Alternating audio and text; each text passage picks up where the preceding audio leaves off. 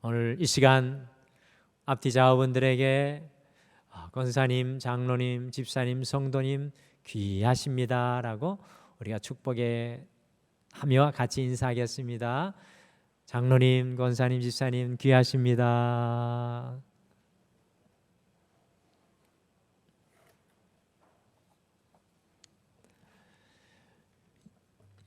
2003년 켄 블랜차드가 칭찬은 고래도 춤추게 한다는 이 책을 내놓았는데 이 책이 전 세계 베스트셀러가 되었습니다. 이 책을 보면 회사와 가정에서 인간관계로 매우 힘들어하던 웨스 킹슬리라는 회사의 준역 임원 중에 한 사람이 어느 날 이 플로리다도 출장을 가서 우연한 기회에 바다세계 해양관에서 범고래쇼를 하는 것을 보았다고 합니다. 그는 크게 기대하지도 않았는데 무게 3톤이 넘는 범고래들이 멋진 쇼를 하는 것을 보고 이 감탄을 금할 수가 없었습니다. 그는 저렇게 덩치가 큰 고래들이 멋진 쇼를 하도록 만든 원동력이 과연 무엇인지를 알고 싶어서 이 고래 조련사인 데이브에게 물었습니다. 그때 고래 조련사 데이브가 범고래를 춤추게 하는 것은 칭찬과 격려 때문이라고 이야기를 했습니다.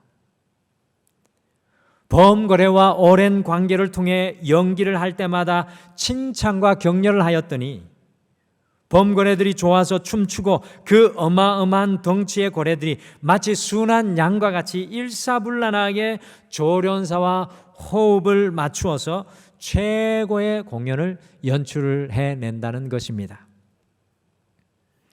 인간관계에 있어서 가정과 직장과 사회 속에서 칭찬과 격려가 얼마나 중요한지 아주 잘 보여주었던 책이 아닌가 생각을 합니다. 오늘 말씀을 우리가 여호수아의 말씀을 시작하고 다시금 이 책으로 우리의 눈을 돌린 이유는요, 지금 이 시대를 살아가는 우리에게도 다른 어떤 시대보다 칭찬과 격려가 필요한 시기이기 때문에 그렇습니다. 오늘 여러분과 제가 살아가는 이 시대가 바로 칭찬과 격려가 꼭 필요한 시대입니다. 지난 17일에 코로나19의 장기화에 따른 경영난을 못 이기고 극단적 선택을 한 자영업자들을 추모하기 위한 자영업자 합동분향소가 영동포구 국회의사당 역 옆에 마련이 되었습니다. 임시로 만든 영정사진에 대한민국 소상공인 자영업자라는 그 쓰여진 글을 보면서요, 정말 출구가 보이지 않아 극단적인 선택을 할 수밖에 없었던 이 자영업자들의 아픔이 제 무딘 마음속에도 가득 느껴졌습니다. 혹시 지난 9월 18일이 무슨 날인지 아십니까?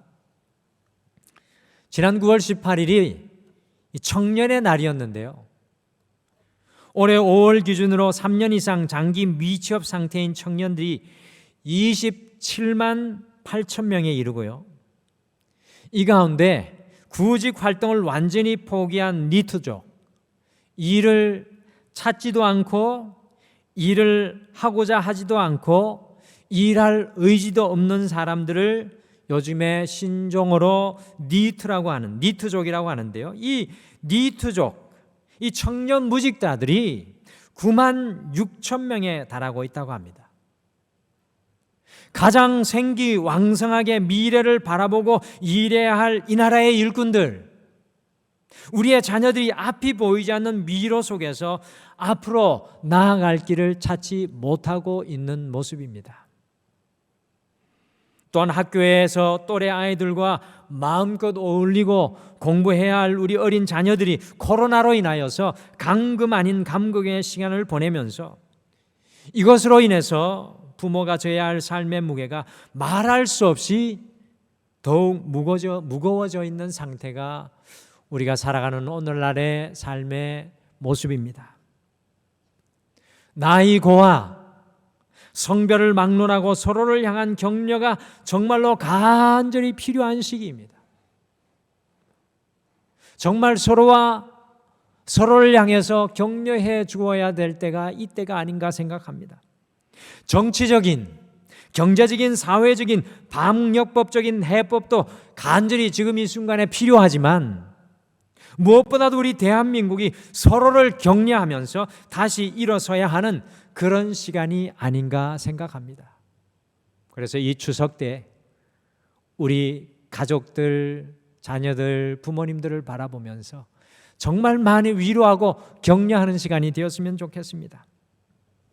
그런 의미에서 오늘 읽으신 여호수아의 본문이 우리에게 너무나 소중합니다. 지난번에 이미 살펴본 말씀이지만 한 번 더 살펴보아야 했다는 그런 생각이 들 정도로 소중한 말씀입니다.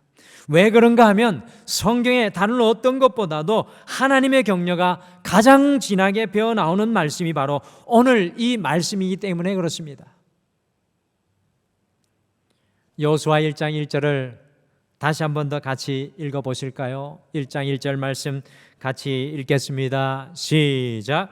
여호와의 종 모세가 죽은 후에 여호와께서 모세의 수종자 눈의 아들 여호수아에게 말씀하여 이르시되. 아멘. 이스라엘 백성을 이집트에서 인도하여 내며 홍해를 가르고 광야 40년을 이스라엘을 인도하였던 모세가 죽었습니다. 참 어떻게 보면 1장 1절 전반부는 엄청난 무게가 담겨있는 말씀입니다.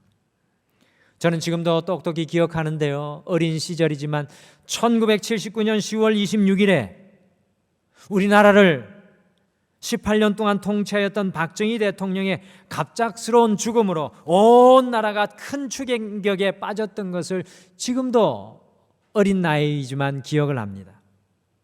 그 당시 어린 저의 마음속에도 우리나라가 어떻게 될 것인가 걱정하였던 기억이 있을 정도입니다.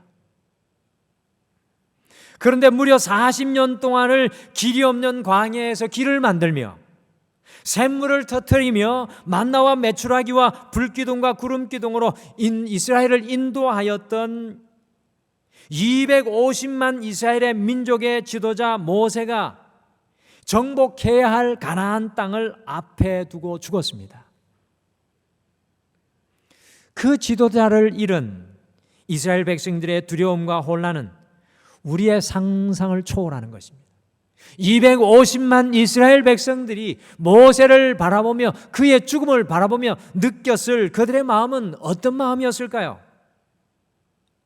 그리고 그 모세를 40년 동안 섬겨왔던 모세의 수종자 여호수아의 두려움과 절망은 이루 말할 수가 없을 것입니다. 그런데 1장 후반절에 또 다른 말씀이 하나 들려오는데요, 그것이 우리에게 큰 위로가 됩니다. 바로 그 순간에 여호와 하나님께서 여호수아에게 말씀하신다는 사실입니다. 모세의 죽음 앞에 여호와께서 말씀하십니다.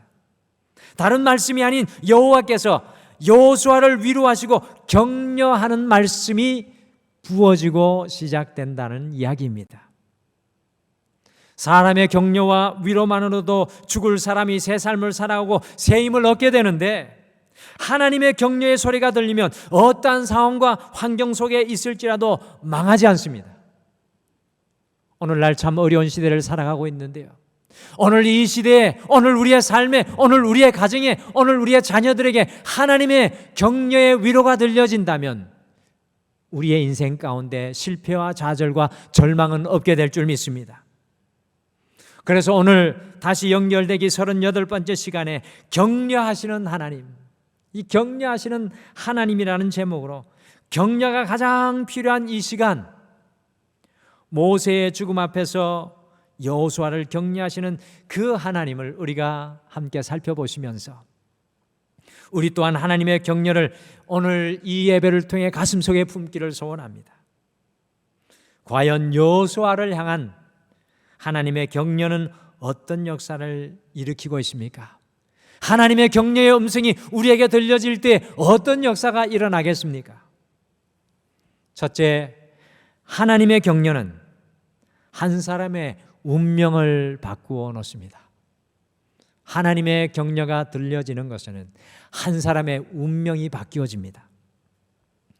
모세가 죽은 바로 이때 여호수아의 나이는 과연 몇 살 정도 되었겠습니까? 오늘 모세가 죽은 이 시점에 여호수아의 나이가 몇 살쯤 되었을까요? 여호수아는 이집트에서 태어나서 40년의 시간을 보냈습니다. 그리고 광야에서 모세의 수종자로 40년의 시간을 보낸 이후에 모세의 뒤를 이어서 가나안 땅에 들어가서 7년간 가나안 정복 전쟁을 이끌고 여호수아가 110세의 죽음을 맞이합니다. 그러니 지금 여호수아의 나이는 아마도 오늘 이 느보산에서 모압 평지에서 이스라엘 땅을 바라보는 여호수아의 나이, 모세의 죽음 앞에 서 있는 여호수아의 나이는 거의 100세에 가까운 나이였을 것으로 추정해 볼 수가 있습니다. 100세에 가까운 여호수아는 어떤 인생이었습니까? 그는 1절의 말씀과 같이 모세의 수종자였습니다. 여호수아의 오른쪽 가슴팍에는 모세의 수종자라는 이름표가 붙여져 있었습니다.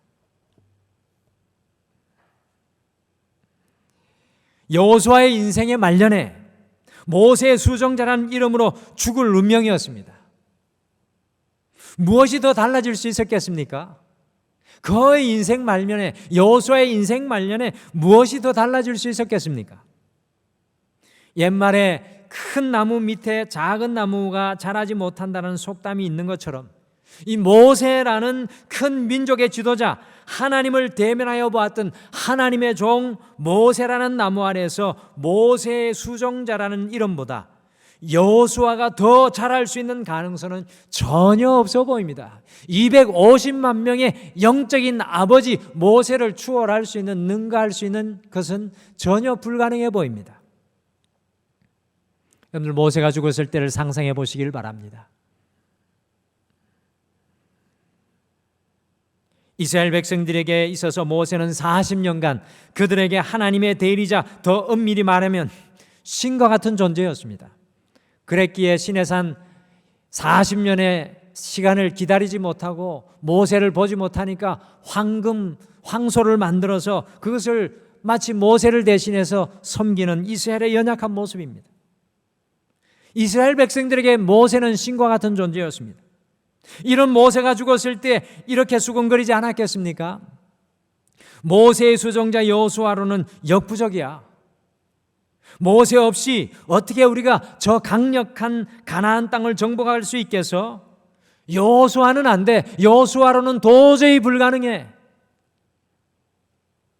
이런 때 모세의 뒤를 이어 절망에 빠진 백성을 하나로 모아 가나안 정복 전쟁을 해야 하는 여호수아의 그 마음은 과연 어떠했겠습니까? 다른 사람이 굳이 말하지 않아도요. 여호수아 안 돼. 다른 사람이 굳이 말하지 않아도 자기 스스로로 나는 할 수 없다고 무너지지 않았겠습니까? 그런데요, 이것을 너무나도 잘 아시는 하나님께서 오늘 모세의 죽음 앞에 여호수아를 격려하고 계신다라는 사실입니다. 같이 5절 말씀을 함께 읽겠습니다. 5절 말씀을 같이 함께 읽겠습니다. 여호수아의 마음이 되어서 읽어보십시오. 같이 읽겠습니다. 시작. 내 평생에 너를 능히 대적할 자가 없으리니 내가 모세와 함께 있었던 것 같이 너와 함께 있을 것입니다. 내가 너를 떠나지 아니하며 버리지 아니하리니. 내가 모세와 함께 있었던 것 같이 여호수아는 모세에게 하나님이 어떻게 하셨는지 다 알고 계십니다. 다 알고 있었습니다. 내가 모세와 함께 있었던 것과 같이 너와 함께 있을 것입니다. 내가 너를 떠나지 아니하며 버리지 아니하리니. 한 신학교 대학원에 조교가 있었습니다. 그녀는 키도 작고 외모도 볼품이 없는데 학생들이 아주 친누나처럼 따르고 학교에 강의를 들어오는 목사님들조차도 속에 있는 고민을 그 조교에게 다 털어놓았습니다. 그 모습을 본 어느 날 교수님이요 이상해서 그 조교와 식사를 하면서 어떤 환경 속에서 자랐기에 속이 깊으십니까? 라고 물었을 때 그녀는 딱 두 마디의 말 때문입니다 라고 이야기를 하면서 회한의 눈물을 흘렸습니다. 그녀는 강원도 깊은 산골짜기가 고향인데요, 하루 세 끼를 걱정해야 할 만큼 가난한 가정에서 태어났습니다. 이 조교의 친어머니가 5살 때 동생을 낳다가 돌아가시고 아버지가 재혼해서 동생들이 줄줄이 태어나다 보니까 그 힘든 가정이 더 가난해져 버리고 말았습니다. 어느 겨울 아버지가 도박으로 땅 얼마 있던 것을 다 날리고 농약을 먹고 자살을 했습니다. 그때부터 그녀는 계모 밑에서 가든 학대를 받으면서 찢어지게 가난한 생활을 했습니다. 고구마 한 개로 세 끼를 때울 때도 있었고요, 엄동설 안에 양말 한 번 신어보지 못하고 학교에 다녔습니다. 그런 환경이다 보니까 친구와도 어울리지 못하고 늘 혼자였습니다. 그런데 어느 날 운동장을 힘없이 걸어가던 그녀의 처진 어깨를 붙드는 한 손길이 있었습니다. 그 사람은 1년 365일 한 번도 웃는 일이 없어서 얼음 선생님이라는 별명이 붙은 담임 선생님이었습니다. 선생님이 활짝 웃으면서 금주야, 너는 보통 놈이 아니여. 금주야, 너는 보통 놈이 아니여. 라면서 어깨를 탁 치고 갔는데 그 격려의 말 한마디가 그녀의 가슴을 확 트이게 하는 계기가 되었습니다. 그때부터 지금까지 자나깨나 먹을 것이 눈에 어른거릴 정도로 배가 고팠는데도 이상하게도 그 격려의 말 한마디에 배가 고프지 않았습니다. 누구를 만나도 자신감이 생겼습니다. 초등학교를 졸업한 뒤 당당히 명장님을 찾아가서 사정을 하면서 중학교 입학금을 꾸어달라고 용기 있게 말했습니다. 그리고 줄곧 장학생으로 학교를 다니고 고생 끝에 서울의 명문대학교를 졸업을 하고요, 지금의 조교로 근무하고 있다는 것입니다. 이 어린 학생을 변화시킨 것이 과연 무엇이었습니까? 금주야, 너는 보통 놈이 아니여 라는 선생님의 두 마디 격려의 말이었습니다. 사람의 격려가 이렇게 능력이 있고 한 사람의 운명을 바꾼다면 살아있고 운동력 있는 하나님의 말씀은 더욱 큰 변화의 역사를 우리 가운데 일으키실 줄 믿습니다. 살아 운동력 있는 하나님의 격려의 말씀이 우리의 영혼을 수술하기 때문에 더 큰 변화가 일어나서 완전히 다른 인생을 살아가게 하는 것입니다. 백세 모세의 수종이라는 운명으로 죽을 수밖에 없었던 여호수아에게 하나님의 격려의 소리가 그에게 울려 펴졌을 때 과연 어떤 역사가 일어났을까요? 저는 이 한 절 짧은 구절을 읽으며 가슴이 뭉클해졌습니다. 같이 여호수아 24장 29절을 함께 읽겠습니다. 여호수아 24장 29절 같이 읽겠습니다. 시작. 이일 후에 여호와의 종 눈의 아들 여호수아가 110세에 죽음에, 여호와의 종 눈의 아들 여호수아가 110세에 죽음에, 여호와의 격려가 여호수아에게 들려지니까요, 모세의 수종으로 죽을 수밖에 없었던 여호수아의 운명이 바뀌어서 여호수아 역시도 그의 죽음 앞에서는 여호와의 종이라고 불려지는 감격적인 역사가 여호수아 맨 마지막에 기록되어져 있습니다.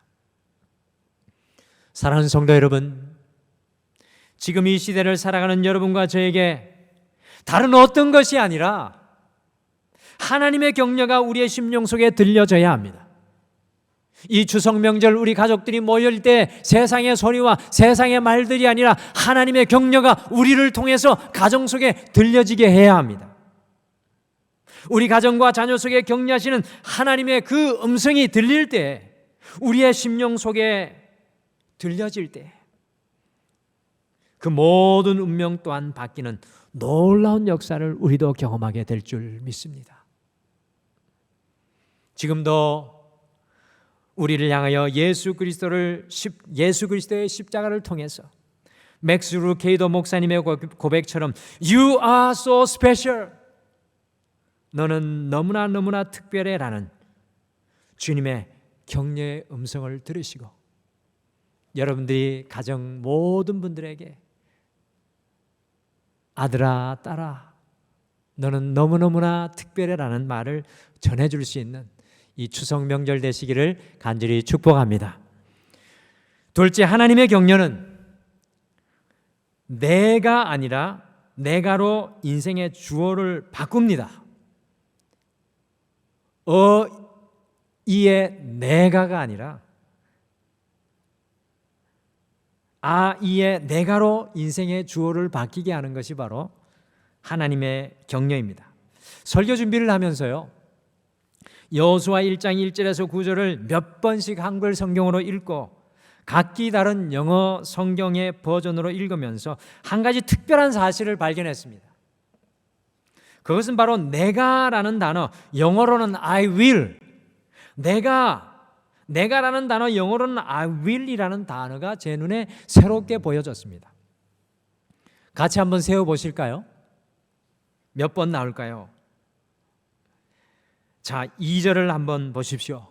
2절에 내가라는 단어가 몇 번 나옵니까? 동그라미를 치셔도 좋겠습니다. 한 번입니다.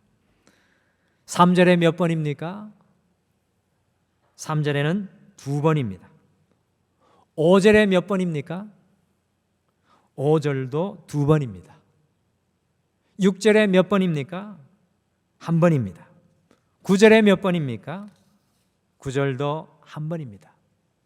그러면 1절에서 9절 사이에 I will, 내가라는 단어가 총 개역 개정 한글 성경에는 몇 번 나옵니까? 총 7번이나 내가라는 I will이라는 말이 등장하고 있습니다.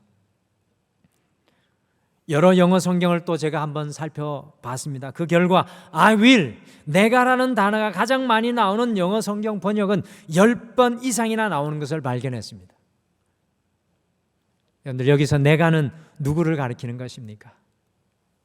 물론 내가는 하나님을 가리키는 것입니다. I will, 내가는 하나님을 가리키는 겁니다. I will, 내가 할 것이다 라고 하나님께서 말씀하고 계시는 것입니다. 모세의 죽음 앞에서 250만 명의 이스라엘 백성들을 이끌고 요단강을 건너야 하고 가나안의 그 강대한 7 족속을 상대해야 합니다. 여호수아는 이것을 자신이 다 해야 하는 것으로 착각하고 있습니다. 그러니 두려워하고 낭망할 수밖에 없습니다. 이스라엘 백성들도 마찬가지입니다. 자신들이 이 가나안 땅을 정복해야 할 줄만 알았습니다. 그러니 두려워하고 낭망하고 절망할 수밖에 없었습니다. 그런데 하나님의 격려의 말씀은 무엇이라고 말씀하고 있습니까? 내가 하는 것이 아니라 내가 할 것이다라고 격려의 말씀을 주님께서 하고 계신 것입니다. 송태근 목사님은 여호수아서의 이런 하나님의 모습을 보면서 하나님께서 다 하신다, 하나님께서 다 하신다라는 제목의 책을 여호수아 말씀을 통해 쓰셨습니다. 하나님께서 여호수아를 격려하십니다. 여호수아야, 내가 하는 것이 아니라 내가 하는 것이다. 내가 다 하는 것이 아니라 내가 다 하는 것이다. 너는 그저 믿음으로 너의 발바닥을 밟기만 하면 된다. 내가 다 할 것이다 라고 격려하시는 것입니다. 우리 성도님들이 잘 아시는 두렵교회를 세우신 김준용 목사님이 이 청계천에 있는 빈민을 대상으로 목회 사역을 하시다가 그곳에 판자촌이 철거가 되자 그 철거민을 데리고 남양만 간척지로 가서 그곳에서 소금기가 있는 땅에 모내기를 하려고 하자 이 농수산부 장관의 명의로 이런 문서가 목사님에게 도착되었습니다. 간척지에 염분이 많아 영농이 불가능하니 금년에는 파종하지 말라. 파종하여 영농에 실패하더라도 정부가 책임지지 않는다. 있는 재산 다 털어 남양만으로 왔기 때문에 그의 농사를 짓지 않으면 1년 먹을 양식을 구할 길이 없을 뿐더러 목사님은 쉽게 말하면 거지 왕초가 될 수밖에 없었습니다. 이 일을 두고 주민들과 3시간여의 험악한 말로 회의를 하다가 회의 막바지에 한 주민이 일어서서 이렇게 말했습니다. 여러분, 농사는 하늘이 짓는 것이지 농수산부 장관이 짓는 것이 아닙니다. 대한민국 농사는 정부가 하라는 데서 거꾸로만 하면 성공할 것이니 하늘 믿고 농사를 지어 봅시다.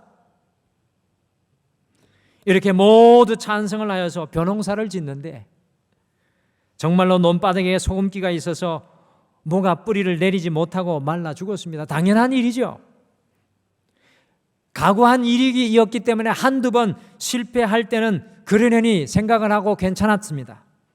그런데 3번째 모든 것을 다 쏟아부어서 마지막으로 모를 심었기에 바로 그때는 모든 주민들이요 큰 두려움 가운데 있을 수밖에 없었습니다. 모가 자랄 수 있는 유일한 한 가지 방법이 있었는데 바로 논의 소금기를 씻어줄 비가 오는 것이었습니다. 그런데 하늘이 몇 날 며칠 쨍쨍 햇빛만 비추고 있었다고 합니다. 그럼에도 불구하고 하늘이 짓는 농사를 믿고 죽기 아니면 살기라는 심정으로 부르짖고 또 부르짖었다고 합니다. 그런데 놀랍게도 그날 밤에 비를 시작으로 해서 일주일간 비가 내려 모가 뿌리를 내릴 수 있도록 그 소금기 먹은 논바닥을 싹 쓸어서 그의 놀라운 풍년을 얻게 되었다고 합니다. 그래서 10월 셋째 주일에 모여서 햅쌀로 밥을 짓고 바다에서 건져낸 망둥어와 숭어로 매운탕을 끓여서 추수감사를 드리면서 이 밥이 웬 밥인가? 이 밥은 우리가 지은 밥이 아니다. 하늘이 지어주신 밥이다라고 함께 믿음으로 고백하며 예배를 올려드렸습니다. 오늘 여호수아를 향한 하나님의 격려는요, 여호수아 내가 아니라 하나님 당신이 내가로 주어가 바뀌는 격려의 역사가 일어납니다. 여호수아 내가 아니다, 내가 다 할 것이라는 주어가 바뀌는 격려가 일어나고 있습니다. 그렇습니다. 우리는 지금까지 우리 자신이 하는 것으로만 생각하며 두려워하며 염려하고 걱정하였습니다. 그러나 오늘 이 예배를 통해서 내가 다 할 것이다, 너의 건강을 위해서 내가 하는 것이 아니라 너의 직장과 사업을 위해서 내가 하는 것이 아니라 여호와인 내가 할 것이다는 그 하나님의 격려의 말씀을 들으실 수 있기를 바랍니다. 우리 가정도 건강도 자녀도 직장과 사업도 내가 다 할 것이다라는 주님의 위로가 우리 마음속에 다시 한 번 더 새겨지는 오늘 이 시간 되시기를 간절히 축복합니다. 마지막으로 하나님의 격려는 홀로가 아니라 함께함의 격려였습니다. 9절 말씀을 함께 읽으실까요? 9절 말씀을 마지막으로 같이 읽겠습니다. 시작. 내가 내게 명령한 것이 아니냐? 강하고 담대하라. 두려워하지 말며 놀라지 말라. 내가 어디로 가든지 내 하나님 여호와가 너와 함께 하느니라 하시니라. 아멘. 아빠를 향한 사랑스러운 격려이지만 다음의 격려가 많은 사람들의 마음을 아프게 했습니다. 아빠에게 아침에 미역국도 같이 먹고 좋아. 벌써 2014년이야. 너무 빠르지 아빠. 내가 벌써 21살이야. 아빠는 54살. 너무 슬퍼하지 마. 아빠는 여전히 잘생겼어. 마음 같아서는 서류 가방 사주고 싶은데 알바비도 아직 안 들어오고 그래서 못 샀어. 추석 전까지 돈 많이 저축해서 서류 가방 사러 가자. 우리 예전에 놀러 가기로 했었잖아. 빨리 가자. 날 조금 풀리면 바로 가자. 매일 아침 새벽에 일어난다고 힘드실 텐데 항상 꿋꿋하게 잘 견뎌줘서 고마워. 2014년 1월 9일에 예쁜 진솔 올림. 읽어드린 아빠를 향한 딸의 사랑스러운 위로와 격려는 2014년 2월 경주 리조트 참사로 목숨을 잃은 10명의 학생 중 한 여학생이 아빠의 생일에 보낸 것인데 그것이 마지막 가장 슬픈 격려가 되고 말았습니다. 우리 인간의 격려는 아무리 아름답고 아무리 사랑스러운 격려일지라도 그 시한과 기한이 한계가 있습니다. 그러나 우리를 향한 하나님의 격려는 홀로가 아니라 우리가 어디로 가든지 영원토록 변치 않는 함께함의 격려입니다. 특별히 여호수아 1장 이 9절의 말씀은 제가 고등학교 1학년 때 하나님의 소명을 받았을 때 하나님께서 내게 주신 말씀입니다. 은퇴야, 강하고 담대하라. 두려워하지 말며 놀라지 말라. 내가 어디로 가든지 내 하나님 여호와가 너와 함께 하느니라. 대학교 2학년 때 신학을 하며 정말 이 길이 제 길이 맞습니까? 라는 큰 슬픔과 좌절 가운데 있을 때 다시 여호수아 1장 9절의 말씀이 저에게 말씀하셨습니다. 은퇴야, 강하고 담대하라. 두려워하지 말며 놀라지 말라. 내가 어디로 가든지 내 하나님 여호와가 너와 함께 하느니라. 2021년 9월 추석을 앞두고 교회의 미래, 우리 성도님들의 어려움을 바라보며 다시 한 번 더 오늘 여호수아 1장 9절이 여러분과 저에게 말씀합니다. 사랑하는 내 딸아, 내 아들아, 강하고 담대하라. 두려워하지 말며 놀라지 말라. 내가 어디로 가든지 내 하나님 여호와가 너와 함께 하느니라. 사랑하는 성도 여러분, 어떤 삶의 자리에 계시든지 어디로 가시든지 젊으셨던 중년과 노년에 계시든 실패의 자리에 계시든 병고의 자리에 계시든 여러분을 향한 하나님의 격려는 영원히 함께하는 격려입니다. 우리를 향해 변치 않는 하나님의 그 격려로 날마다 주님 안에 강하고 담대하신 여러분들 되시기를 간절히 축복하며 기도합니다.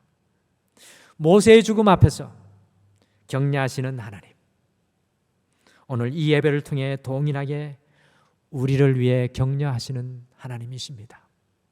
그 음성이 여러분들에게 들려지기를 바랍니다. 그 음성이 여러분의 가족들에게도 들려지기를 바랍니다.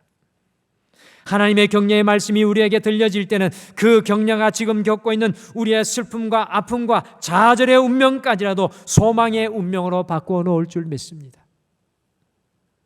하나님의 격려는 내가 아니라 내가의 주어가 바뀌는 하나님께서 다 하신다는 격려입니다.